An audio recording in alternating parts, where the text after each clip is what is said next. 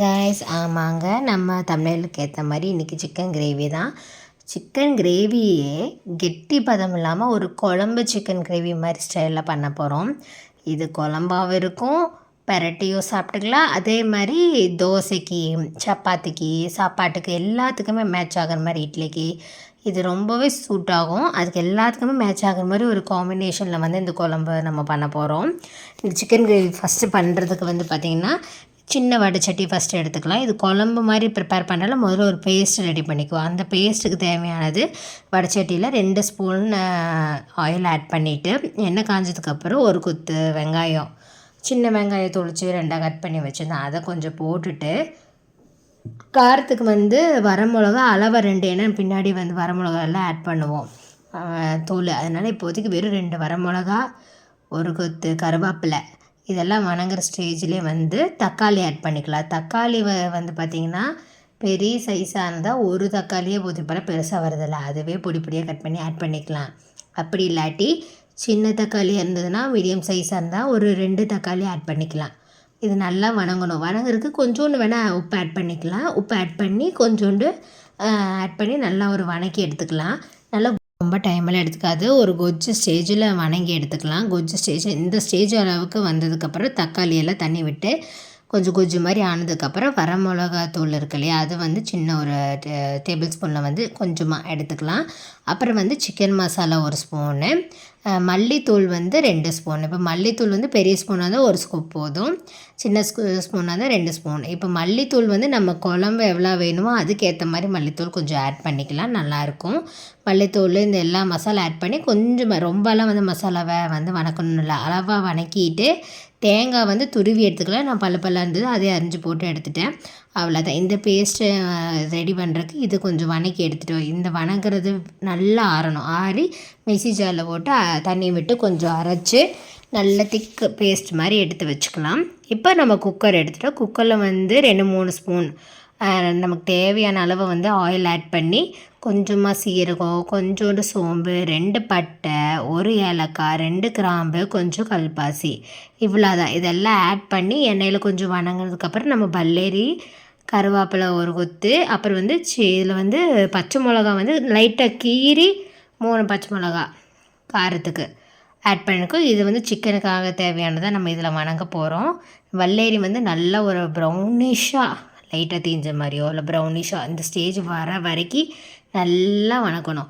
வணங்கினதுக்கப்புறம் இஞ்சி பூண்டு பேஸ்ட்டு அளவாக நான் வந்து ரொம்ப ஆட் பண்ணல, சின்ன டேபிள் ஸ்பூனில் 1 ஸ்பூன் தான் போட்டிருப்பேன். நம்ம ஹோம்மேடாகவே ப்ரிப்பேர் பண்ணி வச்சுருந்தோம் இல்லையா, அதையே எடுத்து ஆட் பண்ணி கொஞ்சமாக ஆட் பண்ணி நல்லா வந்து அந்த பச்சை வாசம் போகிற வரைக்கும் நல்லா வணக்கி எடுத்துக்கணும், பச்சை வாசம் போகிற வரைக்கும்.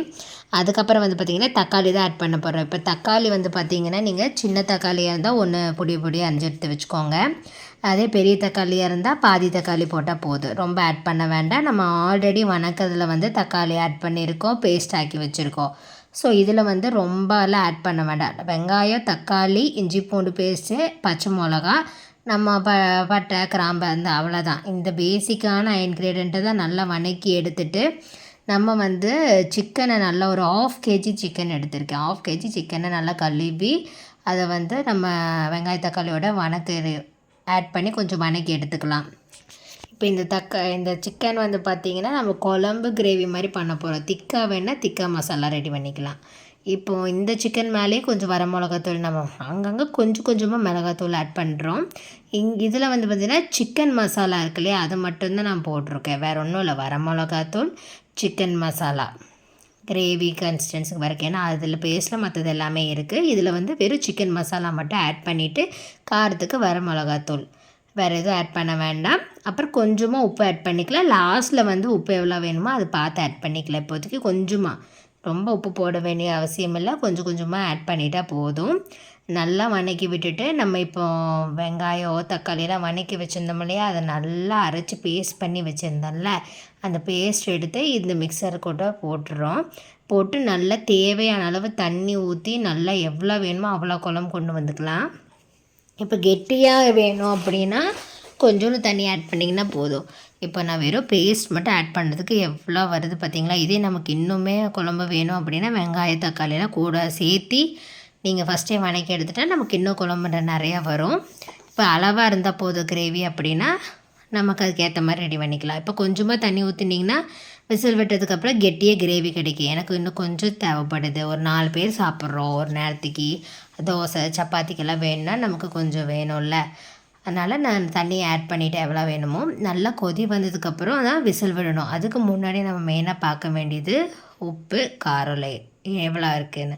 காரம் தாராளமாக போட்டோம் கரெக்டாக இருக்கும். உப்பு மட்டும் நம்ம பார்த்துட்டா போதும். உப்பு பத்தலைன்னா கொஞ்சோண்டு இந்த ஸ்டேஜில் ஆட் பண்ணிவிட்டு நம்ம விசில் போட்டுடலாம். இப்போ வந்து நான் பெரிய குக்கர் தான் எடுத்திருக்கேன். 2 டம்ளர் 2 to 2.25 டம்ளர் தான் அரிசி வேகும். அந்த குக்கரில் போடுறதுனால எனக்கு 2 விசில் விட்டால் போதும். உங்கள் குக்கருக்கு ஏற்ற மாதிரி நீங்கள் அதே 5 லிட்டர் குக்கர் அந்த மாதிரி பெரிய குக்கரில் செய்கிறீங்கன்னா 1 விசில் விடுங்க, அதே போதும். நான் இதில் வந்து 2 விசில் விட்டால் தான் எனக்கு கரெக்டாக இருக்கும். 2 விசில் விட்டுட்டு நான் ஓப்பன் பண்ணி பார்க்கும்போது இப்படி பார்த்திங்களா சிக்கனில் இருக்கிற ஆயில் எல்லாம் அப்படியே பிரிஞ்சு வந்து கலர்ஃபுல்லாக நல்லா சூப்பராக வந்திருந்தது. இப்போ வந்து அடுப்பை வந்து திரும்பி ஆன் பண்ணிக்கணும். இன்னும் கொஞ்சம் சின்ன வேலை இருக்குது. லாஸ்ட்டு 2 இன்க்ரீடியன்ட் ஆட் பண்ண போகிறோம். ரொம்ப இல்லை. இதில் வந்து உப்பு கரெக்டாக இதே ஸ்டேஜில் நம்ம பார்த்துக்கலாம். கொஞ்சம் ஃபஸ்ட்டு பார்க்க வேண்டியது வந்து பார்த்திங்கன்னா கறி வெந்துடுச்சா. 2 விசில் விட்டுருக்கோம். கறி பார்த்திங்கன்னா எவ்வளோ நல்லா பொன்னிச்சு வருது, நல்லா சாஃப்டாக வெந்துடுச்சு. அதுக்கப்புறம் நம்ம வந்து பெப்பர் ஆட் பண்ணுறோம். பெப்பர் நல்லாயிருக்கும். பெப்பர் கிரேவி பெப்பர் கொஞ்சம் ஆட் பண்ணால் நல்லா டேஸ்ட்டாக இருக்கும். நிறைய வேணுங்க நிறைய ஆட் பண்ணிக்கலாம். நம்ம காரம் ஆல்ரெடி நிறையாவே போட்டாச்சு. ஸோ பெப்பர் கொஞ்சமாக ஆட் பண்ணியிருக்கேன்.